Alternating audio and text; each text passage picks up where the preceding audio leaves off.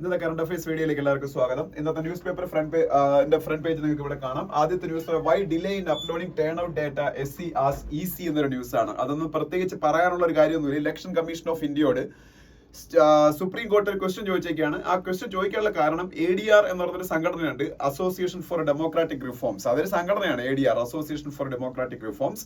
അവരെ ഒരിക്കൽ കേസ് കൊടുത്തിട്ടാണ് ഇലക്ട്രൽ ബോണ്ട് എന്ന് പറയുന്ന സംവിധാനം ഇന്ത്യയിൽ ബാൻ ചെയ്തത്. അവരിപ്പോൾ അടുത്ത് ഇലക്ഷൻ കമ്മീഷൻ ഓഫ് ഇന്ത്യക്കെതിരെ അവര് കറക്റ്റ് സമയത്ത് അപ്ഡേറ്റഡ് ആയിട്ടുള്ള വോട്ടർ ടേൺ ഔട്ട്, അപ്പോൾ ഓരോ ഫേസും കഴിയുമ്പോൾ കേരളത്തിൽ ഇലക്ഷൻ കഴിഞ്ഞു, അപ്പൊ തന്നെ ഈവനിങ് ആകുമ്പോൾ അവർക്ക് വോട്ടർ ടേൺ ഔട്ട് കിട്ടും. അപ്പൊ ആ ടേൺ ഔട്ട് ഡേറ്റ അവർ കറക്റ്റായിട്ട് പ്രസിദ്ധീകരിക്കുന്നതിൽ കാലതാമസം വരുന്നു എന്നൊരു പറഞ്ഞൊരു കേസ് കൊടുത്തു. അതുമായിട്ട് ബന്ധപ്പെട്ട് സുപ്രീം കോടതി ഇലക്ഷൻ കമ്മീഷനോട് ചോദിച്ചൊരു ക്വസ്റ്റൻ ആണ്, അല്ലാതെ വേറെ ഒന്നും പറയാനില്ല. പിന്നെ ED tells SC it has evidence on Kejriwal's hawala links എന്നൊരു ന്യൂസ് ഉണ്ട്. അരവിന്ദ് കേജ്രിവാളിനും ആം ആദ്മി പാർട്ടിയെയും കുറ്റക്കാരാക്കി. സാധാരണ ഒരു പാർട്ടിയെ കുറ്റക്കാരാക്കി ഇന്ന് വരെ ഞാൻ കേസ് കണ്ടിട്ടില്ല. AAP ആം ആദ്മി പാർട്ടിയെ കുറ്റക്കാരാക്കി ED കേസ് എടുത്തിരിക്കുകയാണ്. സുപ്രീം കോടതിയിൽ ഇപ്പൊ കേജ്രിവാളിന് ജൂൺ 2 തിരിച്ച് ജയിലിൽ പോകേണ്ടി വരും. അതുവരെയാണ് ജാമ്യം കൊടുത്തേക്കുന്നത് ഇലക്ഷൻ ക്യാമ്പയിനിങ് നടത്താൻ വേണ്ടി. അപ്പോൾ ഈ ഹവാല ഇടപാടുകാരുമായിട്ട് ബന്ധം കേജ്രിവാളിന്റെ പിന്നീട് സ്ഥാപിക്കുന്ന വാട്സപ്പ് ചാറ്റുകളും എല്ലാം EDയുടെ കയ്യിൽ കിട്ടിക്കഴിഞ്ഞെന്നാണ് അവര് പറയുന്നത്. ഇനി വരും ദിവസങ്ങളിൽ അതൊക്കെ അറിയാം. അപ്പൊ എന്തായാലും അത് അങ്ങനെ ഒരു ന്യൂസ് അവിടെ കാണാം. ഇത് രണ്ടുമാണ് ഫ്രണ്ട് പേജിലുള്ള, അത് രണ്ടും ഇതുപോലുള്ള ന്യൂസുകളാണ്, മറ്റൊന്നും അതിൽ പറയാനില്ല. Spain blocks arms ship from Chennai to Israel എന്നൊരു ന്യൂസ് ഉണ്ട്. അതിൽ പറയാനുണ്ട്. കാര്യം എന്താണെന്ന് വെച്ചാല് ഇസ്രായേലിലേക്ക് പോയ ആയുധങ്ങളുമായിട്ട് ചെന്നൈയിൽ നിന്ന് പോയ ഒരു ഷിപ്പ് സ്പെയിനിൽ അവർ തടഞ്ഞു. അപ്പം ഇത് സ്പെയിനിൽ തടഞ്ഞത് ഇന്ത്യ എന്തെങ്കിലും തെറ്റായിട്ടുള്ള കാര്യം ചെയ്യുന്നതുകൊണ്ടല്ല. ഇസ്രായേൽ ഈ ആംസ് എല്ലാം റാഫ പോലുള്ള ഗാസയിലെ മേഖലകളിൽ നിരപരാധികളായിട്ടുള്ള മനുഷ്യരെ കൊന്നെടുക്കാൻ വേണ്ടിയിട്ട് ഉപയോഗപ്പെടുത്തുന്നു എന്നുള്ള ഇത് സത്യമാണല്ലോ. അപ്പം ഇതിന്റെ പേരിൽ യൂറോപ്യൻ രാജ്യങ്ങൾ തന്നെ ഇപ്പൊ ബെൽജിയവും സ്പെയിനും ഒക്കെ ഇനി തൊട്ട് അവര് പോർട്ടുകൾ വഴി ഇത്തരത്തിലുള്ള റഷ്യക്കുള്ള ആയുധങ്ങളൊന്നും ഇസ്രായേലിനുള്ള ആയുധങ്ങളൊന്നും കടത്തിവിടില്ല എന്നുള്ളൊരു തീരുമാനമൊക്കെ അവരെടുത്തേക്കാണ്. ICC ഇന്റർനാഷണൽ ക്രിമിനൽ കോർട്ടിൽ ഇസ്രായേലിനെതിരെയുള്ള നടപടികൾ സ്റ്റാർട്ട് ചെയ്തിരിക്കുകയാണ്. ICC ഇന്റർനാഷണൽ ക്രിമിനൽ കോർട്ട് എന്ന് പറയുന്നത് UN ഒരു കോർട്ടാണ്. അത് ഹേഗിലാണ്, നെതർലാൻഡ്സിലെ ഹേഗിലാണ്. അത് ഞാൻ മുമ്പ് പറഞ്ഞിട്ടുള്ളതാണ്. അപ്പം അതുമായിട്ട് ബന്ധപ്പെട്ട ഒരു ന്യൂസ് കണ്ടപ്പോൾ പറഞ്ഞോളൂ. അപ്പൊ സ്പെയിനിൽ ഈ ഇസ്രായേലിലേക്ക് പോകുന്ന ആയുധങ്ങൾ ആയതുകൊണ്ടാണ് അവര് സ്പെയിൻ തടഞ്ഞത് ചെന്നൈയിൽ എന്നുള്ള ഷിപ്പിന്. ആ ഒരു ന്യൂസ് അവിടെ കാണാം. സ്പെയിന്റെ പ്രൈം മിനിസ്റ്റർ ആരാണ്? സ്പെയിന്റെ പ്രൈം മിനിസ്റ്റർ ഒന്ന് ചെക്ക് ചെയ്തോളാം. എന്റെ ഓർമ്മ ശരിയാണെങ്കിൽ പെഡ്രോ സാഞ്ചസ് ആണ്. പെഡ്രോ സാഞ്ചസ് സ്പെയിനിന്റെ പ്രൈം മിനിസ്റ്റർ. ഒന്ന് ചെക്ക് ചെയ്തോളേ, ഞാൻ എന്റെ മെമ്മറിയിൽ നിന്ന് പറഞ്ഞതാണ്. പിന്നെ താഴോട്ട്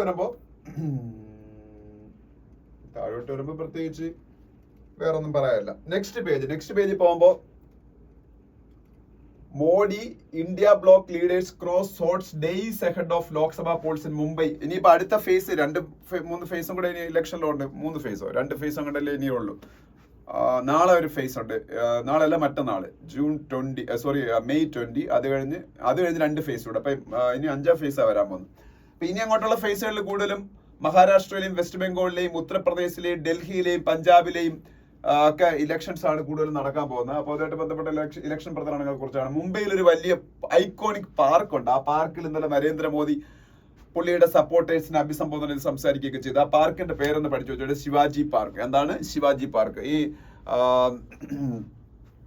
പണ്ട് ബാൽ താക്കറെ, ഈ ശിവസേനയുടെ ഫൗണ്ടറായ ബാൽ താക്കറെ ഒക്കെ ജീവിച്ചിരിക്കുന്ന സമയത്ത് അദ്ദേഹം ഈ ദസറ സമയത്ത് ഒരു റാലിയൊക്കെ നടത്താറുണ്ട് ശിവസേനയുടെ. ആ റാലി ഒക്കെ അദ്ദേഹം നടത്തിക്കൊണ്ടിരുന്ന ഈ പറഞ്ഞ ശിവാജി പാർക്കിൽ വെച്ചാണ്. ശിവാജി പാർക്ക് മുംബൈയിലാണ്. അപ്പോ ജസ്റ്റ് പറഞ്ഞേ ഉള്ളൂ. ഇതുപോലുള്ള ചില സ്ഥലങ്ങളുണ്ട്. പ്രഗതി മൈതാൻ, അത് എപ്പോഴും പറയുന്നുണ്ട്. പ്രഗതി മൈതാനിലാണ് ഇന്ത്യയുടെ ഏറ്റവും വലിയ convention centre, government of India ഉണ്ടാക്കിയ കൺവെൻഷൻ സെന്ററായ ഭാരത് മണ്ഡപം ഒക്കെ നടന്നിരിക്കുന്ന G20 മീറ്റിംഗ് ഒക്കെ നടന്ന അവിടെ വെച്ചായിരുന്നു. ഭാരത് മണ്ഡപത്തിൽ പ്രഗതി മൈതാൻ, അത് ഡൽഹിയിലാണ്. അപ്പൊ അതൊരു ഇതുപോലൊരു ശിവാജി പാർക്ക് എന്ന് പറഞ്ഞ ഒരു വളരെ ഫേമസ് ആയിട്ടുള്ള ഐക്കോണിക് ആയിട്ടുള്ളൊരു മൈതാനമാണ് ഡൽഹിയിലെ പ്രഗതി മൈതാൻ. അപ്പൊ അതൊക്കെ ജസ്റ്റ് ഒന്ന് അറിഞ്ഞു വെച്ചേക്കാം. അത് ജസ്റ്റ് അറിയാൻ വേണ്ടി പറഞ്ഞേ ഉള്ളൂ. പിന്നെ താഴോട്ട് വരുമ്പോ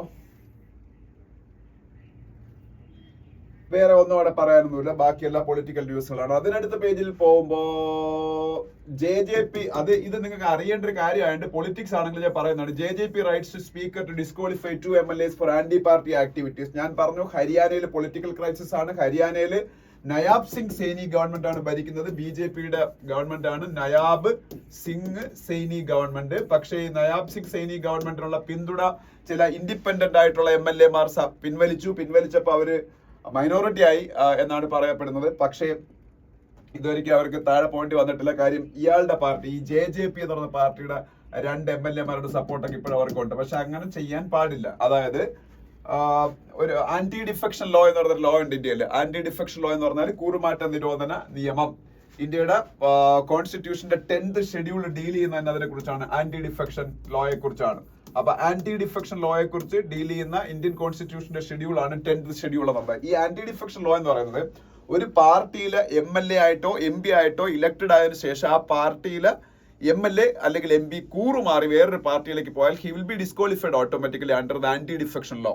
ഓക്കെ, അതാണ് ആന്റി ഡിഫെക്ഷൻ ലോ എന്ന് പറയുന്നത്. But if the MLA crosses over to another party with 2/3 MLAs of that party, then there is no problem, there is no threat of disqualification. അങ്ങനെയാണല്ലോ. അതായത് എന്റെ പാർട്ടിയിൽ എനിക്ക് 20 MLA-മാരുണ്ട്, അല്ലെങ്കിൽ ഒരു 30 MLA-മാരുണ്ട്. അതിൽ 2/3 MLA-മാർ പറഞ്ഞാൽ 20 MLA-മാരാണ്. 30-ൽ 20 അവര് അത്രയും പേരെയും കൊണ്ട് ഞാൻ ചാടിയ കുഴപ്പമില്ല. പക്ഷെ ഞാൻ ഒറ്റയ്ക്ക് ചാടുകയോ അല്ലെങ്കിൽ 5-6 പേരുമായിട്ട് ചാടിയൊക്കെ ചെയ്താൽ ഞാൻ ഡിസ്ക്വാളിഫൈഡ് ആകും. അതാണ് ആന്റി ഡിഫെക്ഷൻ ലോ. അപ്പൊ ഈ JJP എന്ന് പറയുന്ന പാർട്ടിയുടെ ചില MLA-മാർ BJP-ക്ക് ഇപ്പൊ സപ്പോർട്ട് പറഞ്ഞേക്കാണ്. അവരെ ഡിസ്ക്വാളിഫൈ ചെയ്യണം അണ്ടർ ദ ആന്റി ഡിഫെക്ഷൻ ലോയിൽ എന്നാണ് ഇയാൾ പറയുന്നത്. JJP-യുടെ ലീഡർ ദുഷ്യന്ത് ചൗത്താല, പഴയ ഹരിയാനയുടെ ഡെപ്യൂട്ടി ചീഫ് മിനിസ്റ്റർ ഒക്കെയാണ്. അപ്പൊ എന്തായാലും ഹരിയാനയില് പൊളിറ്റിക്കൽ ക്രൈസിസ് ആണ്. അത് ഹിമാചൽ പ്രദേശിലും ഉണ്ട് ഓൾറെഡി പൊളിറ്റിക്കൽ ക്രൈസിസ്. അപ്പോ ഹിമാചൽ പ്രദേശിലെ പൊളിറ്റിക്കൽ ക്രൈസിസ് ഇത് തന്നെയാണ്. ഹിമാചൽ പ്രദേശ് ഭരിക്കുന്ന കോൺഗ്രസ് ആണ്. സുഖ്വീന്ദർ സിംഗ് സുഖു ആണ് ഹിമാചൽ പ്രദേശിന്റെ chief minister. Sukhwinder Singh Sukhu, Sukhwinder SUKHWINDER, Sukhwinder Singh Sukhu. ഇയാളുടെ കോൺഗ്രസ് MLA-മാരിൽ 6 പേര് ഇപ്പൊ BJP-യുടെ സൈഡിൽ പോയേക്കാണ്. അപ്പൊ അവിടെയും ഇതുപോലെ അവിടുത്തെ ഗവൺമെന്റ് മൈനോറിറ്റി അയക്കുകയാണ്. അങ്ങനെ ആകെ വിഷയമാണ്. ഓക്കെ, അപ്പോ അത് അവിടുത്തെ പറയാനുള്ള 1-2 ന്യൂസുകൾ അതൊക്കെ ആയിരുന്നു. പിന്നെ താഴോട്ട് വരുമ്പം വേറെ ഒന്നും പറയാനില്ല. അതിനടുത്ത പേജിൽ പോവാം. അതിനടുത്ത പേജിൽ പോകുമ്പോൾ എഡിറ്റോറിയൽ, ഫസ്റ്റ് എഡിറ്റോറിയൽ. പൊതുവെ ഇത് സാറ്റർഡേ ന്യൂസ് പേപ്പർ ആയതുകൊണ്ട് തന്നെ ന്യൂസുകൾ കുറവാണ്. ആദ്യത്തെ ഡേഞ്ചേഴ്സ് ഓഫ് ഡിവിസീവ്നെസ് എന്ന് പറയുന്ന എഡിറ്റോറിയലാണ്. Dangers of ഡിവിസീവ്നെസ്. ഇത് നരേന്ദ്രമോദി അതുപോലെ BJP-യുടെ ലീഡേഴ്സ്, ഒപ്പം ഒപ്പോസിഷൻ ലീഡർ രാഹുൽ ഗാന്ധി ഉൾപ്പെടെയുള്ളവരുടെ ഭാഗത്തുനിന്ന് ഈ ഇലക്ഷൻ സമയത്ത് പറ്റിയ ചില മിസ്റ്റേക്കുകളെ കുറിച്ചൊക്കെയാണ് ഇത് പറയുന്നത്. കൂടുതലും BJP-യും അതിന്റെ ലീഡേഴ്സ് അവരുടെ ഏറ്റവും വലിയ ലീഡറായ നരേന്ദ്രമോദിയൊക്കെയാണ് അതിൽ തെറ്റുകാരെന്നും ഇവരിത് പറയുന്നുണ്ട്. എന്താണെന്ന് ചോദിച്ചാൽ ഇപ്പൊ അവസാന ഫേസുകളിലേക്ക് പോയാണ്. 379 സീറ്റുകളിലേക്ക് ഇലക്ഷൻ കഴിഞ്ഞു. ഇനി 543, ഇനി ബാക്കി 143-21 165 സീറ്റുകളിലേക്കുള്ള ഇലക്ഷന് 164 സീറ്റുകളിലേക്കുള്ള ഇലക്ഷൻ ഇനി കംപ്ലീറ്റ് ആവാനുള്ളൂ. ബാക്കിയൊക്കെ കഴിഞ്ഞു. അപ്പോ ഇതുവരെയുള്ള ഇതിലൊന്നും ഇപ്പം BJP-യുടെ കാര്യം എടുക്കുകയാണെങ്കിൽ അവരുടെ ഗവേണൻസ് റെക്കോർഡ്, അവരുടെ ഡെവലപ്മെന്റ് റെക്കോർഡ്, അതൊക്കെ ആയിരുന്നു അവർ ആദ്യം പറഞ്ഞു തുടങ്ങിയത്. പക്ഷേ പതുക്കെ അവരത് കളം മാറ്റി ചവിട്ടി. അവർ ഹിന്ദുത്വ എന്ന് പറയുന്ന ആശയത്തിലൂന്നി ഈ ഡിവിസീവ് ആയിട്ടുള്ള ഒരുപാട് കാര്യങ്ങൾ സ്പീച്ചുകളിലൊക്കെ പറഞ്ഞു. ഈവൻ ഹേറ്റ് സ്പീച്ചിന്റെ തലത്തിലേക്ക് വരെ പോകാവുന്ന പല സ്പീച്ചുകളും പല നേതാക്കന്മാരും നടത്തി എന്നൊക്കെ ഉള്ളത് ഒരു വസ്തുതയാണ്. അപ്പം അത് അങ്ങനെ പോകാൻ ഉള്ള കാരണം ഈ വോട്ടർ ടേൺ ഔട്ട് ഒക്കെ കുറഞ്ഞപ്പോൾ സ്വാഭാവികമായിട്ട് അവരുടെ കേഡേഴ്സിനെ ഒന്ന് എന്തൂസ് ചെയ്യിക്കണമെന്നുണ്ടെങ്കിൽ അവർക്ക് ഇത്തരത്തിലുള്ള ഇമോഷണൽ പിച്ച് നടത്തേണ്ടി വരുമെന്ന് അവർക്ക് മനസ്സിലായി. അങ്ങനെയാണ് മൊത്തത്തിലൊന്ന് അവരുടെ കോർ കോൺസ്റ്റിറ്റ്യുവൻസിയെ ഒന്ന് ഇമോഷണലി ഒന്ന് ഇളക്കി വിടാൻ വേണ്ടിയിട്ട് ചെയ്തതാണ്. അതേസമയത്ത് രാഹുൽ ഗാന്ധി അതുപോലുള്ള ഇന്ത്യ ബ്ലോക്ക് ലീഡേഴ്സും ഒക്കെ കാസ്റ്റിസത്തിനാണ് കൂടുതൽ സപ്പോർട്ട് കൊടുത്തത്. അതും വളരെയധികം തെറ്റാണ്. കമ്മ്യൂണലിസം പോലെ തന്നെയാണ് തെറ്റാണ് കാസ്റ്റിസവും. കാസ്റ്റ് ബേസ്ഡ് പൊളിറ്റിക്സിലേക്ക് പോയിട്ട് ഈ ഒരു കമ്മ്യൂണിറ്റിയെ ആസ് എ ഹോൾ നിൽക്കുന്ന, ഇപ്പൊ ഹിന്ദു കമ്മ്യൂണിറ്റി തന്നെ എടുക്കുകയാണെന്നുണ്ടെങ്കിൽ അതിലെ ചില കമ്മ്യൂണിറ്റികൾക്ക് കൂടുതൽ അത് കൊടുക്കും ഇത് കൊടുക്കും എന്നൊക്കെ പറഞ്ഞിട്ട് അവിടെ ഒരു ഡിവിഷൻ ഉണ്ടാക്കി. അപ്പം അവിടെ കാസ്റ്റിസം എന്ന് പറയുന്ന നമ്മുടെ സമൂഹത്തിൽ നിന്ന് ഇല്ലാതാക്കാനാണ് നമ്മളുടെ മഹാരഥപരമായിട്ടുള്ള മനുഷ്യർ, ശ്രീനാരായണ ഗുരു ആണെങ്കിലും അയ്യങ്കാളി ആണെങ്കിലും ചട്ടമ്പി സ്വാമി ആണെങ്കിലും അവരൊക്കെ മലയാളികളാണ്. ഓരോ സ്റ്റേറ്റിലും ഇത്തരത്തിലുള്ള റിനൈസൻസിന്റെ ഭാഗമായിട്ട് പ്രവർത്തിച്ച ലീഡേഴ്സ് ഉണ്ട്. അവരെല്ലാം ശ്രമിച്ചത്. പക്ഷെ നമ്മള് പതുക്കെ വീണ്ടും കൂടുതൽ ഡാർക്ക് ഏജിലേക്ക് പോകാനാണ് ശ്രമിച്ചുകൊണ്ടിരിക്കുന്നത്. അപ്പൊ അതിനെ കുറിച്ച് ഇതിൽ പറയുന്നുണ്ട്. അപ്പൊ ഇതൊക്കെയാണ്. ഇതിന്റെ ഇടയിൽ വേറൊരു കാര്യം നടന്നു. അതായത് ഈ ഇലക്ഷന് തൊട്ടു മുമ്പായിട്ട് MK സ്റ്റാലിന്റെ മകൻ ഉദയനിധി സ്റ്റാലിൻ സനാതന ധർമ്മത്തിന് ആക്ഷേപിച്ച് സംസാരിക്കുക. അതിപ്പോഴും അതിന്റെ പേരിലുള്ള പ്രശ്നങ്ങൾ നടന്നുകൊണ്ടിരിക്കുകയാണ്. സനാതന ധർമ്മം ആചരിക്കുന്നവരെയൊക്കെ ഇല്ലാതാക്കണം എന്നുള്ള രീതിയിൽ അയാൾ സംസാരിച്ചെന്നൊക്കെയാണ്. അത് ഭയങ്കരമായിട്ടുള്ള വിവാദമൊക്കെ ആയി. ഒപ്പം നോർത്ത് ഇന്ത്യക്കാരെല്ലാവരും മണ്ടന്മാരാണെന്നുള്ള രീതിയിൽ ഇവിടുത്തെ DMK ലീഡർ സംസാരിച്ചു. അപ്പം അതെല്ലാം ഇലക്ഷൻ കാലത്തിൽ ഇന്ത്യയുടെ പ്രധാനമന്ത്രി എടുത്ത് ഉപയോഗിക്കുന്നുണ്ട്. അപ്പൊ ഒരു നോർത്ത് സൗത്ത് ഡിവൈഡ് ഉണ്ടാവാൻ സാധ്യതയുണ്ട്. അതിന്റെയൊക്കെ കാര്യങ്ങൾ ഈ എഡിറ്റോറിയൽ പറയുന്നുണ്ട്. ഇതൊക്കെയാണ് ഈ ഫസ്റ്റ് എഡിറ്റോറിയൽ പറയുന്നത്. അത് ജസ്റ്റ് ഒന്ന് വായിച്ചു നോക്കുക. സെക്കൻഡ് എഡിറ്റോറിയൽ എന്ന് പറഞ്ഞാൽ നമുക്ക് അതിനേക്കാൾ ആവശ്യമുള്ള എഡിറ്റോറിയലാണ് സ്റ്റേ ഇൻവെസ്റ്റഡ് എന്ന് പറയുന്ന എഡിറ്റോറിയലാണ്. ഈ സ്റ്റേ ഇൻവെസ്റ്റഡ് എന്ന് പറഞ്ഞ എഡിറ്റോറിയൽ ഇറാൻ ഇന്ത്യ ബന്ധത്തെ കുറിച്ചാണ്. ഇറാൻ ഇന്ത്യ ബന്ധം എന്ന് പറഞ്ഞാൽ ഏറ്റവും കൂടുതൽ കേട്ടോണ്ടിരിക്കുന്ന ഒരു സമയമാണ്. മറ്റൊന്നും ഉണ്ടല്ല, ചബഹാർ പോർട്ട് കൊണ്ടാണ്. ഈ ചബഹാർ പോർട്ടിന്റെ ഇന്ത്യയുടെ പ്രാധാന്യം എന്താണെന്ന് വ്യക്തമാക്കുന്ന ഒരു വീഡിയോ ഞാൻ കഴിഞ്ഞ ദിവസം നമ്മളുടെ ബിജു നായർ ഫാക്ട് ചെക്സ് എന്ന് പറഞ്ഞ യൂട്യൂബ് ചാനലിൽ ഞാൻ ഇട്ടിരുന്നു. അത് എത്ര പേര് കണ്ടെന്ന് എനിക്ക് അറിഞ്ഞൂടെ. അതിൽ വെറും ഒരു 1 minute വീഡിയോ ആണ്. പക്ഷെ അതെല്ലാം ഞാൻ പറയുന്നുണ്ട്. Chabahar port is very important for India because of its proximity with Afghanistan. Afghanistan is a land locked country. So ഇന്ത്യക്ക് അഫ്ഗാനിസ്ഥാനുമായിട്ട് ലാൻഡ് ബോർഡർ ഉണ്ടായിരുന്നു. That was Durand line. നിങ്ങൾ കേട്ടിട്ടുണ്ടായിരിക്കും. Durand line was created to എന്താ പറയുന്നത്, divide India and Afghanistan. India അഫ്ഗാനിസ്ഥാനെയും divide ചെയ്യാൻ വേണ്ടിയിട്ട് ബ്രിട്ടീഷുകാരനായ ഹെൻറി ഡ്യൂറൻ ഉണ്ടാക്കിയ ലൈനാണ് ഡ്യൂറൻ ലൈൻ എന്ന് പറയുന്നത്. But once Jammu and Kashmir ഒക്കെ രണ്ടായിട്ട് ഡിവൈഡ് ചെയ്യുന്നു. POK എന്ന് പറഞ്ഞൊരു സംഭവം ഉണ്ടാകുന്നു. പാക് ഒക്യുപ്പൈഡ് കാശ്മീർ ഉണ്ടാവുന്നു. അപ്പൊ കാശ്മീർ ഒരു ഭാഗം പാകിസ്ഥാന്റെ കയ്യിലാവുന്നു. അപ്പൊ ഇന്ത്യക്ക് അഫ്ഗാനിസ്ഥാനിലേക്കുള്ള ലാൻഡ് കണക്ടിവിറ്റി നഷ്ടപ്പെടുകയാണ്. അപ്പൊ പാകിസ്ഥാൻ ഒരിക്കലും ആ ലാൻഡ് അവരുടെ ലാൻഡിൽ കൂടെ പിന്നെ നമുക്ക് അല്ലെങ്കിൽ അവരുടെ അധീനതയിലുള്ള പാക് ഒക്യുപ്പൈഡ് കാശ്മീരിൽ കൂടി അഫ്ഗാനിസ്ഥാനിലേക്ക് പോകാൻ പറ്റും. അവർ അനുവദിക്കത്തില്ല അതിന്. അപ്പം നമ്മൾ എന്ത് ചെയ്യുന്നു വെച്ചാൽ ചബഹാർ പോർട്ട് എന്ന് പറയുന്ന ഒരു പോർട്ട് ഇറാനിൽ ഡെവലപ്പ് ചെയ്യാൻ തീരുമാനിക്കുകയും ഇറാനിലെ ആ പോർട്ട് വഴി നമുക്ക് ഡയറക്ട്ലി അഫ്ഗാനിസ്ഥാനിലേക്കുള്ള ആക്സസ് കിട്ടുകയാണ്. അഫ്ഗാനിസ്ഥാനിലേക്ക് മാത്രമുള്ള ആക്സസ് കിട്ടുന്ന അപ്പൊ നമുക്ക് ട്രേഡ് നടത്താൻ എളുപ്പമാണ് അഫ്ഗാനിസ്ഥാനിലേക്ക് ഈ ചബഹാർ പോർട്ട് വഴി. ഒപ്പം തന്നെ നമുക്ക് സെൻട്രൽ ഏഷ്യൻ നേഷൻസ് എല്ലാവരും അഫ്ഗാനിസ്ഥാൻ കഴിഞ്ഞ അങ്ങോട്ട് ഇന്ത്യയിലെ എല്ലാ സുഹൃത്തുക്കളാണ്. ഇപ്പൊ Kazakhstan, Uzbekistan, Turkmenistan, Tajikistan, Uzbekistan, Russia, ഇതെല്ലാം. അപ്പം ഈ രാജ്യങ്ങൾ മിക്കതും റിസോഴ്സ് റിച്ച് ആണ്. റിസോഴ്സ് റിച്ച് എന്ന് വെച്ചാൽ ഒന്നുകിൽ യുറേനിയത്തിന് റിച്ച് ആയിരിക്കും, അല്ലെങ്കിൽ ഗ്യാസിന് റിച്ച് ആയിരിക്കും, അല്ലെങ്കിൽ പെട്രോളിയത്തിന് റിച്ച് ആയിരിക്കും. അപ്പൊ ഇവരെ നിന്നെല്ലാം നമുക്ക് ഇതെല്ലാം കിട്ടും. അപ്പൊ ഇതിനൊക്കെ നമുക്ക് ഈ ട്രേഡ് റൂട്ടായിട്ട് ഈ ചബഹാർ പോർട്ട് എന്ന സംഭവം വഴി നമുക്ക് ഈ അഫ്ഗാനിസ്ഥാൻ വഴി നമുക്ക് ഈ പറഞ്ഞ സെൻട്രൽ ഏഷ്യൻ രാജ്യങ്ങളിലേക്ക്, യൂറേഷ്യൻ രാജ്യങ്ങളിലേക്ക് ഒക്കെ പോകാൻ പറ്റും. ഒപ്പം നമ്മൾ റഷ്യയുമായിട്ട് ചേർന്ന് ഇങ്ങനെ ഒരു സാധനം ഉണ്ടാക്കുന്നുണ്ട്, INSTC means international north south transport corridor. INSTC international north south transport corridor, that is a corridor between India and Russia to connect both the countries together. This Chabahar port will play a significant role in INSTC. അത് മറ്റൊരു കാര്യം. ഒപ്പം there is another aspect to this Chabahar port. അതെന്താണെന്ന് വെച്ചാൽ അത് വേറൊരു aspect ആണ്, strategic aspect. Strategic aspect means ഇന്ത്യയുടെ ഏറ്റവും വലിയ ചലഞ്ചേഴ്സ് ആരാണെന്ന് നമുക്കറിയാം. ഈ സൗത്ത് ഏഷ്യൻ റീജിയണിൽ ഒന്ന് പാകിസ്ഥാൻ, പിന്നെ ഇന്ത്യയുടെ നെയ്ബറിംഗ് കൺട്രിയായ ചൈന. അവര് ഈ റീസെന്റ് ആയിട്ട് CPEC എന്ന് പറഞ്ഞൊരു സംഭവം ഉണ്ടാക്കി. CPEC means China Pakistan economic corridor. CPEC China Pakistan economic കോറിഡോറിന്റെ ഏറ്റവും പ്രധാനപ്പെട്ട പാർട്ട് എന്ന് പറയുന്നത് പാകിസ്ഥാനിൽ ചൈന ഉണ്ടാക്കിയ ഗ്വാദർ എന്ന് പറയുന്ന പോർട്ടാണ്. പാകിസ്ഥാനിൽ ചൈന ഉണ്ടാക്കിയ ഗ്വാദർ പോർട്ട്. പക്ഷെ ഈ ഗ്വാദർ പോർട്ട് ജസ്റ്റ് 75 കിലോമീറ്റേഴ്സോ 100 കിലോമീറ്റേഴ്സോ അങ്ങോട്ട് അകലെയാണ് എവിടെ നിന്ന്, ചബഹാർ പോർട്ടിൽ നിന്ന്. അപ്പം ഈ ഗ്വാദർ പോർട്ട് എന്ന് പറയുന്ന പോർട്ട് ഉണ്ടാക്കിക്കൊണ്ട് ചൈനയും പാകിസ്ഥാനും ചേർന്ന് സാധ്യത ഉണ്ടായിരുന്ന ഈ ഒരു ഇൻഫ്ലുവൻസ് ചബഹാർ പോർട്ട് എന്ന് പറയുന്ന ഈ സ്ട്രാറ്റജിക് പോർട്ട് ഉപയോഗിച്ച് നമുക്ക് മറികടക്കാൻ പറ്റും.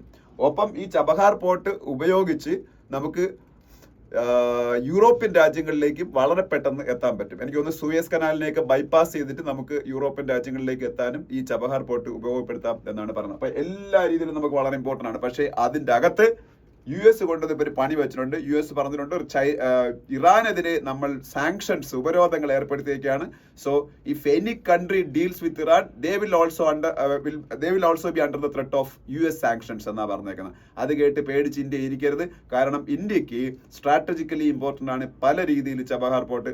US സാങ്ഷൻസ് ഏർപ്പെടുത്തി അവർ ഏർപ്പെടുത്തിക്കോട്ടെ. നമ്മളുടെ ലാർജർ ഇൻട്രസ്റ്റ് നോക്കിയിട്ട്, നമ്മളുടെ സ്ട്രാറ്റജിക് ഇൻട്രസ്റ്റ് നോക്കിയിട്ട്, നമ്മളുടെ എക്കണോമിക് ഇൻട്രസ്റ്റ് നോക്കിയിട്ട് ചബഹാർ പോർട്ടുമായിട്ട് മുന്നോട്ട് പോകണം എന്നാണ് ഈ സ്റ്റേ ഇൻവെസ്റ്റഡ് എന്നുള്ളത് കൊണ്ട് ഹിന്ദു ഉദ്ദേശിക്കുന്ന അതെന്ന് പറയുന്നത്. ഓക്കെ, പിന്നെ ഈ 2 ആർട്ടിക്കിൾസ് വലിയ കാര്യമൊന്നുമില്ല. Hyper politicisation of Indian higher education വായിച്ചതാണ്. വലിയ കാര്യമൊന്നുമില്ല. After the civil war the stifling impasse in Sri Lanka എന്ന് പറഞ്ഞത്, ശ്രീലങ്കയിൽ സിവിൽ വാർ ഒക്കെ ഈയിടയ്ക്ക് നടന്നതിനെ കുറിച്ച് ഒരു വിഷയം നിങ്ങൾക്ക് അറിയായിരിക്കും. സിവിൽ വാർ വേറെ ഒന്നും അല്ല, LTTE എന്ന് പറയുന്ന സംഭവം ഉണ്ടല്ലോ. LTTE എല്ലാവരും കേട്ടിട്ടുള്ളതാണ്. വേലുപ്പിള്ള പ്രഭാകരൻ സ്ഥാപിച്ച liberation tigers of Tamil Eelam, liberation tigers of Tamil Eelam എന്ന് പറയുന്ന ഒരു സംഘടനയാണ്. അത് ഒരു സമയത്ത് അവിടെ ഭയങ്കര പ്രശ്നമായിരുന്നു. അവസാനം ഒരു സിവിൽ വാറിൽ ഈ LTTE അടിച്ചൊതുക്കിയാണ്. ഇപ്പൊ LTTE ഉണ്ട്, പക്ഷെ വളരെ വീക്കാണ്. അതിനുശേഷമുള്ള ശ്രീലങ്കയെ കുറിച്ചാണ് ഇതിൽ പറയുന്നത്. പ്രത്യേകിച്ച് നമുക്കൊന്നും വലുതായിട്ട് നോക്കാനൊന്നുമില്ല. പിന്നെ next page, SC to hear ഹേമന്ത്'s plea for interim bail on May 21. ഞാൻ കഴിഞ്ഞ ദിവസം പറഞ്ഞാണ്, എഡിറ്റോറിയലായിട്ട് ഹിന്ദുവിൽ വന്നതാണ്. ഒരു ചീഫ് മിനിസ്റ്ററായ അരവിന്ദ് കെജ്രിവാളിന് ഇലക്ഷൻ ക്യാമ്പയിനിങ് നടത്താൻ വേണ്ടിയിട്ട് സുപ്രീം കോടതി ജാമ്യം കൊടുത്തു. പക്ഷേ മറ്റൊരു ഇതുപോലെ ജയിലിൽ കിടന്ന ചീഫ് മിനിസ്റ്ററായ ഹേമന്ത് സോറൻ ഇതുവരെയും ജാമ്യം കിട്ടിയിട്ടില്ല. അപ്പൊ അയാളുടെ ജാമ്യ ഹർജി May 21 പരിഗണിക്കുമെന്ന്. May 21 പരിഗണിച്ചു കഴിഞ്ഞാൽ പിന്നെ ആകെപ്പാട് 2 ഫേസും കൂടെ ഉള്ള ഇലക്ഷൻ. എനിക്കൊന്ന് ജാർഖണ്ഡിലൊക്കെ ഇനിയാണ് ഇലക്ഷൻ നടക്കുന്നത്. ജാർഖണ്ഡിലെ പഴയ ചീഫ് മിനിസ്റ്റർ ആണ് ഹേമന്ത് സോറൻ. ജാർഖണ്ഡിന്റെ ഇപ്പോഴത്തെ ചീഫ് മിനിസ്റ്റർ ചമ്പായ് സോറൻ ആണ്. ചമ്പായ് സോറൻ.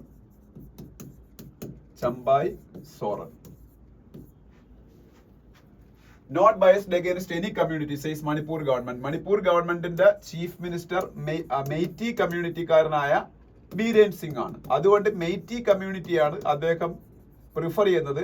അതുകൊണ്ടാണ് കുക്കി കമ്മ്യൂണിറ്റിക്ക് പ്രോബ്ലംസ് ഉണ്ടായെന്ന് പറഞ്ഞൊക്കെ കുറെ ആൾക്കാരുടെ ആരോപണമുണ്ട്. അതുകൊണ്ടാണ് ഈ മെയ്റ്റിയും കുക്കിയും തമ്മിലാണല്ലോ മണിപ്പൂരിലെ പ്രശ്നം. മണിപ്പൂർ ഗവൺമെന്റിന്റെ ചീഫ് മിനിസ്റ്റർ പറഞ്ഞേക്കുന്നത് അങ്ങനെ യാതൊരു ഡിസ്ക്രിമിനേഷനും ഒരു ജാതിക്കെതിരെയോ മതത്തിനെതിരെയോ ഒന്നും ഇല്ല എന്നാണ് അദ്ദേഹം പറയുന്നത്. ഓക്കെ, പിന്നെ താഴോട്ട് വരുമ്പോൾ we hope India will attend peace meet Swiss official എന്ന് പറഞ്ഞൊരു ന്യൂസ് ഉണ്ട്. ഞാൻ കഴിഞ്ഞ ദിവസത്തെ വീഡിയോയിലും പറഞ്ഞാണ്, ഒരു സ്വിറ്റ്സർലൻഡിൽ വെച്ചൊരു പീസ് സമ്മിറ്റ് നടക്കാൻ പോയാണ്. പീസ് സമ്മിറ്റ് ഓൺ യുക്രൈനിൽ സമാധാനം കൊണ്ടുവരാൻ വേണ്ടിയിട്ട് ഒരു പീസ് സമ്മിറ്റ്. അതിൽ ഇന്ത്യയെ പങ്കെടുപ്പിക്കാൻ സ്വിറ്റ്സർലൻഡ് ആവുന്നോണം ശ്രമിക്കുകയാണ്. സ്വിറ്റ്സർലൻഡ് അപ്പൊ ബ്രിക്സ് രാജ്യങ്ങളിൽ റഷ്യ ഒഴിച്ച് ഉള്ള രാജ്യങ്ങൾ, അപ്പൊ അത് ബിക്സ് എന്ന് പറയേണ്ടി വരും. റഷ്യ ഇല്ല, Brazil, India, China, south Africa, ഇവർ 4 പേരെ പങ്കെടുപ്പിക്കാനാണ് നോക്കുന്നത്. ഇന്ത്യ എന്തായാലും പങ്കെടുക്കുന്ന കാര്യം ഇതുവരെയും ഉറപ്പിച്ചിട്ടില്ല. അപ്പൊ അതിനെക്കുറിച്ചാണ്. ഇത് ബർഗൻ സ്റ്റോക്ക് എന്ന് പറഞ്ഞ സ്ഥലത്ത് വെച്ചാണ്. അടുത്ത മാസമാണ്, ഇനിയും സമയമുണ്ട് തീരുമാനിക്കാൻ. ബർഗൻ സ്റ്റോക്ക് എവിടെയാണ്? സ്വിറ്റ്സർലൻഡിൽ. ഇനി നെക്സ്റ്റ് പേജിൽ ഫുൾ പൊളിറ്റിക്സ് ആണ്, അവിടെ ഒന്നും പറയാനില്ല. അതിനടുത്ത പേജിൽ പോകുമ്പോൾ അവിടെ പൊളിറ്റിക്കൽ ന്യൂസ് തന്നെയാണ്. പൊളിറ്റിക്കൽ ന്യൂസ് അല്ലാതെ ഒരു ന്യൂസ് ഉള്ളത്, report side effects of medical devices on time says DCGI എന്ന് പറഞ്ഞൊരു ന്യൂസ് ആണ്. DCGI എന്താണ് നടന്നിരിക്കണം? Drug controller general of India. DCGI drug controller general of India. ഇത് പഠിക്കേണ്ട വേറൊരു സംഭവമാണ്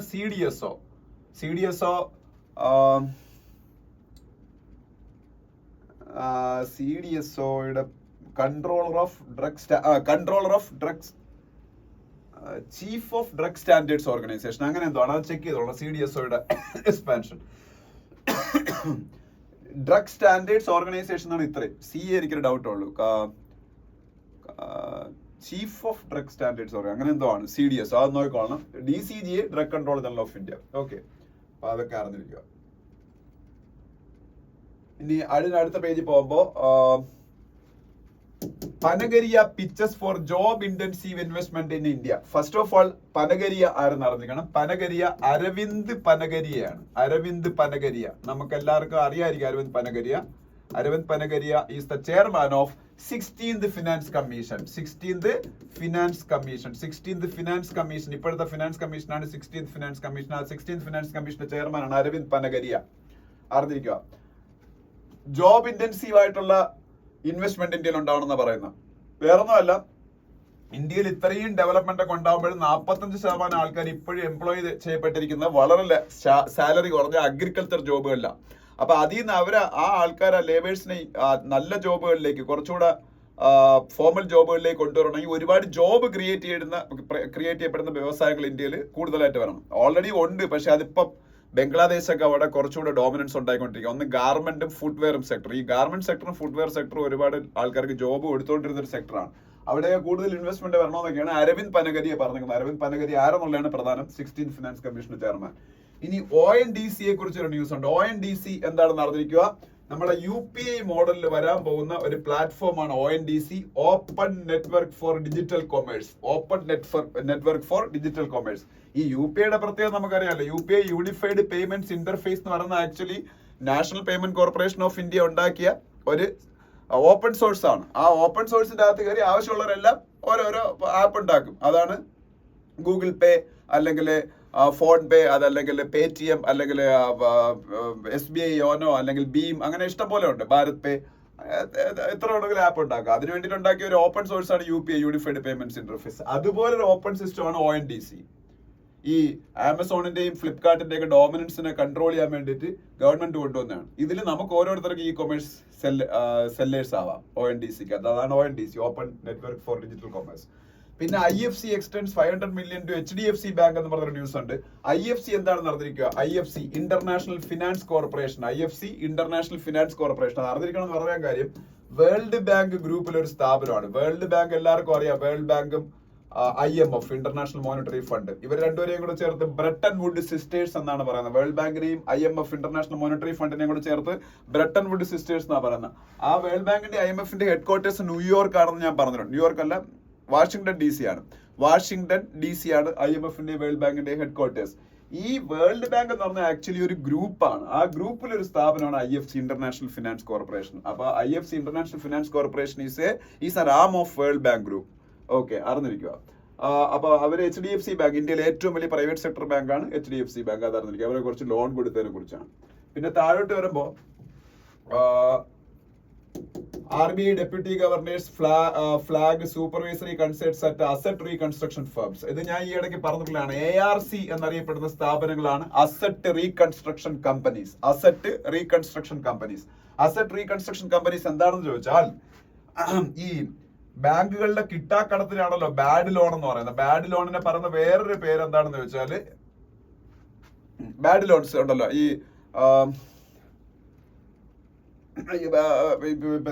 ബാഡ് ലോൺസ്, നമ്മളുടെ ഈ ബാങ്കുകളിൽ നിന്നുള്ള ബാഡ് ലോൺസ് ഉണ്ടല്ലോ. ഇപ്പൊ ഒരു 90 days ഒരു ബാങ്ക് 90 days ആയിട്ടൊരു ബാങ്കിൽ നമ്മളെടുത്ത ലോൺസ് തിരിച്ചടയ്ക്കുന്നില്ല അല്ലെ. അപ്പം ആ 90 days കഴിഞ്ഞിട്ട് തിരിച്ചടയ്ക്കുന്നില്ലെന്നുണ്ടെങ്കിൽ അതിനെ NPA എന്ന് ബാങ്കുകൾ അറിയാം, നോൺ പെർഫോമിംഗ് അസറ്റ് എന്ന് പറയും. ബാങ്കുകളെ സംബന്ധിച്ച് നമ്മൾ എടുത്ത ലോണാണ് അവരുടെ അസറ്റ്. ആ അസറ്റ് 90 ദിവസമായിട്ട് ഒരു ഇൻകം ജനറേറ്റ് ചെയ്യാതിരുന്ന അവർ ബാങ്കുകൾ പറയും അതിനെ നോൺ പെർഫോമിംഗ് അസറ്റ് എന്ന് പറയും. അതിന് എളുപ്പത്തിൽ ഇംഗ്ലീഷിൽ പറഞ്ഞ ബാഡ് ലോൺ എന്നാണ്. ഈ നോൺ പെർഫോമിംഗ് അസറ്റ് അല്ലെങ്കിൽ ബാഡ് ലോൺ ബാങ്കുകൾക്ക് ഒരു തലവേദനയുണ്ട്. ചിലപ്പോഴൊക്കെ അവർ ആ ബാഡ് ലോൺസ് എന്ത് ചെയ്യുമെന്ന് വെച്ചാൽ ARCസിന് സെല്ല് ചെയ്യും. ARCs അത് കാശ് കൊടുത്ത് മേടിക്കും, അസറ്റ് റീകൺസ്ട്രക്ഷൻ കമ്പനീസ്. അപ്പം ബാങ്കിന് കിട്ടാനുള്ള പൈസ ARCസിന്റെ നിന്ന് കിട്ടും. ARCs ഈ ബാഡ് ലോണിന് അവര് തിരിച്ചു പിടിക്കും. അപ്പോഴത്തേക്ക് അവർക്ക് ലാഭം കിട്ടും. ആദ്യം അതാണ് എന്റെ ബിസിനസ് എന്ന് പറഞ്ഞത്. അപ്പൊ അതാണ് ARCസിന്റെ ലാഭം. അപ്പൊ ARC അസറ്റ് റീകൺസ്ട്രക്ഷൻ കമ്പനീസ്, അതുമായിട്ട് ബന്ധപ്പെട്ടൊരു ന്യൂസാണ്. അപ്പൊ അത് അത്രയും അറിഞ്ഞാൽ മതി. പിന്നെ creditors released only 4% claims under IBC process. IBC എന്താണെന്ന് ഞാൻ പറഞ്ഞിട്ടുള്ളതാണ് മുമ്പ്. Insolvency and bankruptcy code. ഇതൊരു നിയമമാണ്. IBC 2016, insolvency and bankruptcy code 2016. ഇന്ത്യയിലെ ബിഗ് ബിസിനസ്മെൻമാരെ എടുക്കുന്ന ലോണുകൾ ബാങ്കുകൾക്ക് തിരിച്ചടയ്ക്കാതിരുന്നാൽ ആ തിരിച്ചടയ്ക്കാത്ത പണം തിരിച്ചു പിടിക്കാൻ വേണ്ടിയിട്ട് ഉപയോഗിക്കുന്ന ഒരു നിയമമാണ് IBC insolvency and bankruptcy code 2016 എന്ന് പറയുന്നത്. ആ നിയമത്തിൽ ഈ തിരിച്ചു പിടിക്കാൻ വേണ്ടിയിട്ടുള്ള കേസ് കൊടുക്കേണ്ടത് NCLT എന്ന് പറയുന്ന കോടതിയിലാണ്, അല്ല സാധാരണ കോടതിയിലല്ല. ഈ IBC നിയമം ഉപയോഗിച്ചുള്ള കേസ് ബാങ്കുകൾ ആ ബിസിനസ്മാനെതിരെ ലോൺ തിരിച്ചു പിടിക്കാൻ വേണ്ടി കൊടുക്കേണ്ട എവിടെയാണ്? NCLTയിലാണ്, നാഷണൽ കമ്പനി ലോ ട്രൈബ്യൂണലില്. അവിടെ അവർ വിധി പറയുന്നത് നമുക്ക് ഇഷ്ടപ്പെട്ടില്ലെങ്കിൽ ആ ബിസിനസ്മാൻ NCLATയിൽ പോവാം, national company law appellate tribunal. അതാണ് ഇതിന്റെ നെക്സ്റ്റ് അപ്പീൽ പോകാനുള്ള സ്ഥലം. NCLT നാഷണൽ കമ്പനി ലോ ട്രൈബ്യൂണലിന്റെ അപ്പീൽ പോകാനുള്ള സ്ഥലം എവിടെയാണ്? NCLAT national company law appellate tribunal. അവിടെയും പോരെങ്കിൽ SCയിൽ പോവാം, സുപ്രീം കോടതി, അവിടം വരെ പോവാം. അപ്പൊ അതാണ് IBC ആയിട്ട് ബന്ധപ്പെട്ട കാര്യങ്ങളാണത്. പിന്നെ സെയിൽ എന്ന് പറയുന്ന കമ്പനിയെ കുറിച്ചൊരു ന്യൂസ് ഉണ്ട്. Sale steel authority of India limited. Steel authority of India limited എന്ന് പറഞ്ഞാൽ എന്താണ്? ഇന്ത്യയിലെ ഒരു മഹാരത്ന കമ്പനിയാണ്. ഇന്ത്യയിൽ ഏറ്റവും കൂടുതൽ പ്രോഫിറ്റ്, ഏറ്റവും കൂടുതൽ ടേൺ ഓവർ ഉള്ള സ്ഥാപനങ്ങളാണ് മഹാരത്ന കമ്പനികൾ എന്ന് പറയുന്നത്. മഹാരത്ന കമ്പനികൾ ഒരുപാടുണ്ട്. NDPC ഉണ്ട്, ONGC ഉണ്ട്, ഇന്ത്യൻ ഓയിൽ കോർപ്പറേഷൻ ഉണ്ട്, ഭാരത് പെട്രോളിയം കോർപ്പറേഷൻ ഉണ്ട്, ഹിന്ദുസ്ഥാൻ പെട്രോളിയം കോർപ്പറേഷൻ ഉണ്ട്, പവർ ഫിനാൻസ് കോർപ്പറേഷൻ ഉണ്ട്, steel authority of India limited ഉണ്ട്, gas authority of India limited ഉണ്ട്. അങ്ങനെ ഒരുപാട് സ്ഥാപനങ്ങളുണ്ട്. അതിലൊരെണ്ണമാണ് കോൾ ഇന്ത്യ ലിമിറ്റഡ് ഉണ്ട്. അതിലൊരു സ്ഥാപനമാണ് sale, steel authority of India limited. പിന്നെ വേൾഡ് പേജിൽ പോകുമ്പോൾ ചൈനയും റഷ്യയും തമ്മിലുള്ള ബന്ധത്തിനെ കുറിച്ചാണ്. അതിൽ വേറെ പ്രത്യേകിച്ചൊന്നും പറയാനില്ല. ചൈനയും റഷ്യയും തമ്മിൽ ഏറ്റവും അടുത്ത ബന്ധമുള്ള രണ്ട് ശക്തമായ രാജ്യങ്ങളാണ് നമുക്കറിയാം. പുടിന്റെ ഏറ്റവും വലിയ സുഹൃത്ത് സി ജിൻപിങ് ആണ്. വ്ളാഡിമിർ പുടിൻ, റഷ്യയുടെ പ്രസിഡന്റ്, ചൈനയുടെ പ്രസിഡന്റ് സി ജിൻപിങ്ങിനെ മീറ്റ് ചെയ്യാൻ വേണ്ടി ചൈന വിസിറ്റ് ചെയ്തു. അതുമായിട്ട് ബന്ധപ്പെട്ട ഒരു ന്യൂസ് ആണ്.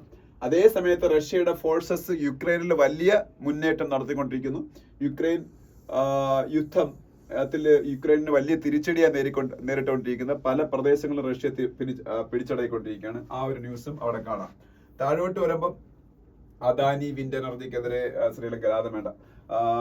ഓക്കെ, അപ്പോ പിന്നെ സ്പോർട്സിലേക്ക് വരുമ്പോൾ AFI ആയിട്ട് ബന്ധപ്പെട്ട ഒരു ന്യൂസ് ആണ്. AFI എന്താണെന്ന് അറിഞ്ഞിരിക്കുക. AFI എന്ന് പറഞ്ഞാൽ athletic federation of India. AFI എന്താണ്? Athletic federation of India. AFI athletic federation of India. AFI athletic federation of ഇന്ത്യയുടെ പ്രസിഡന്റ് ആര് എന്ന് അറിഞ്ഞിരിക്കുക. ആദിൽ സുമാരിവാലയാണ്. Adil Sumariwala. Athletic federation of ഇന്ത്യയുടെ പ്രസിഡന്റ് അറിഞ്ഞിരിക്കുക. ആദിൽ സുമാരിവാല. ഈ ആളാണ് ആദിൽ സുമാരിവാല. ഓക്കെ, പിന്നെ നമ്മളുടെ ഫുട്ബോളിലെ ഇതിഹാസ താരം സുനിൽ ഛേത്രി റിട്ടയർ ചെയ്യാൻ പോകുന്നതിനെ കുറിച്ചുള്ള ന്യൂസുകളൊക്കെ ഉണ്ട്. അത് പ്രത്യേകിച്ച് ഞാൻ പറയുന്നില്ല. ഈ ഗോൾഫ് എന്ന് കേൾക്കുമ്പോൾ എല്ലാവർക്കും ആദ്യം ഓർമ്മ വരുന്നത് ടൈഗർ വുഡ്സിനെ ആയിരിക്കും. ഗോൾഫ് കണ്ട എക്കാലത്തെ ഏറ്റവും വലിയ പ്ലെയർ എന്നറിയപ്പെടുന്നത് ടൈഗർ വുഡ്സ് ആണ്. ഇത് ആണുങ്ങളിലാണ്. ഇതുപോലെ സ്ത്രീകളുടെ കൂട്ടത്തിൽ ടൈഗർ വുഡ്സിന്റെ അത്രയൊന്നും വരില്ലെങ്കിലും വലിയ ഡോമിനൻസ് ഉണ്ടാക്കിയ ഒരു വുമൻ പ്ലെയർ ആണ് നെല്ലി കോർദ. അവരെ കുറിച്ചാണ് ഈ ഒരു ന്യൂസ്. ജസ്റ്റ് അത് അറിഞ്ഞു വെച്ചിരുന്നാൽ മതി. NELLY KORDA. ഓക്കെ, പിന്നെ സ്പോർട്സിൽ വേറെ പ്രത്യേകിച്ചൊന്നും പറയാനില്ല. ഇത്രയാണ് നമ്മൾ ഇന്നത്തെ കറണ്ട് അഫയേഴ്സ്. അപ്പോൾ എല്ലാവരും വീഡിയോ കാണുക, നോട്ട്സ് എഴുതിയെടുക്കുക. Thank you.